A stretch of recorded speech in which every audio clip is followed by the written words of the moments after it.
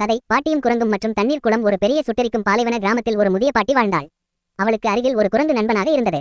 ஒரு நாள் பாட்டி சொன்னாள், இப்படி வெப்பம், நமக்கு குளிக்க தண்ணீர் இல்லையே, ஒரு குளம் தோண்டிவிடலாமா? குரங்கும் உடனே குதித்து, ஆமாம் பாட்டி, நானும் உதவுறேன். இருவரும் சேர்ந்து பெரிய மணல் பாலைவனத்தில் ஒரு ஆழமான குழி தோண்டினர். கை கால் தோள் எல்லாம் வலித்தாலும் அவர்கள் சிரித்து பாடி வேலையை முடித்தனர். அதற்கு பிறகு பாட்டி தொலை தூரம் நடந்து போய் குடுவையில் தண்ணீர் எடுத்து வந்தாள். குரங்கும் கைகளால் சிறிது சிறிதாக தண்ணீரை கொண்டு வந்தது.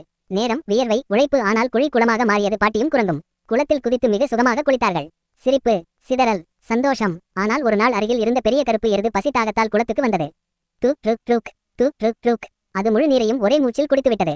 பாட்டி, ஐயோ நம்ம தண்ணீர். குரங்கு, ஓஹோ, எத்தனை கஷ்டப்பட்டோம். இருவரும் உட்கார்ந்து சிறிது நேரம் அழுதார்கள். ஆனால் சின்ன சூரிய காற்று வந்து அவர்களது கண்ணீர் துடைத்தது போல தோன்றியது. பாட்டி சிரித்துக்கொண்டு, அழுது என்ன பயன், மறுபடியும் தோண்டுவோம், நம்ம உழைப்பு தண்ணீரை மீண்டும் கொண்டு வரும். குரங்கும் குதித்தது, ஆமாம் பாட்டி, நம்ம இருவரும் சேர்ந்தா எந்த கஷ்டமும் சின்னதுதான்.